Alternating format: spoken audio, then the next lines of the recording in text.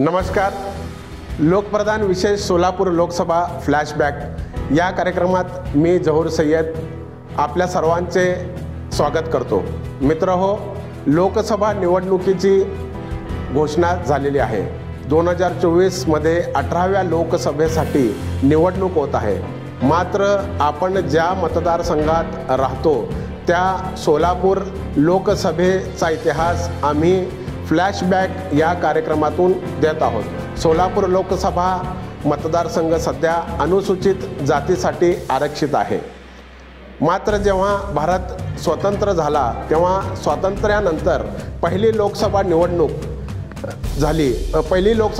झाली तेव्हा सोलापूर लोकसभेमध्ये काय चित्र होते, कोणी निवडणूक लढवली, कोण जिंकले, किती मते पडली, देशात कसे वातावरण होते यावर पाहूयात आजच्या या सोलापूर लोकसभा फ्लॅशबॅक भाग 2 कार्यक्रमातून.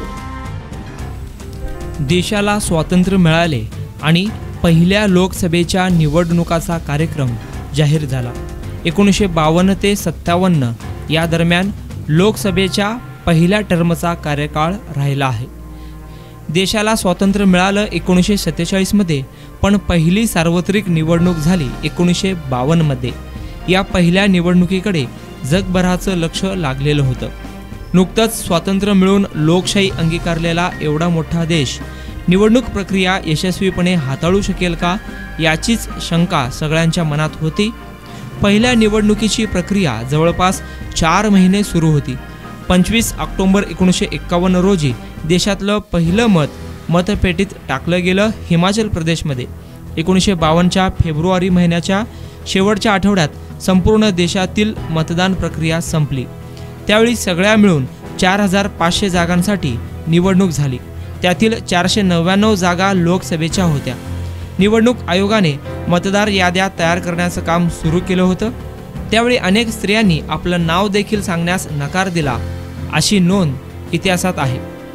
मग आपल्या महाराष्ट्रातल्या सोलापूर लोकसभेत काय स्थिती होती पाहूयात या माहितीद्वारे. 1952 ते 57 असा पहिल्या लोकसभेचा कार्यकाळ होता. सोलापूर लोकसभा मतदारसंघ 1952ला अनुसूचित जातीसाठी राखीव होता. या पहिल्या निवडणुकीत शेतकरी कामगार पक्षाचे नेते शंकरराव शांताराम मोरे हे खासदार म्हणून विजयी झाले. शंकरराव शांताराम मोरे हे सोलापूरचे पहिले खासदार म्हणून निवडून आले. त्यांना 2,09,697 इतकी मते पडली होती.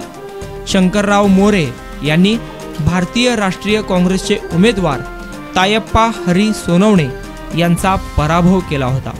सोलापूर लोकसभेच्या पहिल्या निवडणुकीत देशातील पहिल्या लोकसभेच्या निवडणुकीत सोलापूर लोकसभा मतदारसंघात काँग्रेसचा पराभव झाला होता.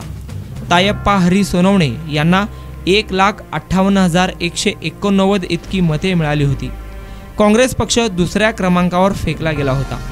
असे असले तरी देशात मात्र काँग्रेस पहिल्या क्रमांकावर पोहोचला होता. पहिल्या निवडणुकीच्या निकालानंतर जवाहरलाल नेहरूंनी प्रचंड बहुमताचं काँग्रेस सरकार बनवलं आणि नेहरू देशाचे पहिले निर्वाचित पंतप्रधान झाले.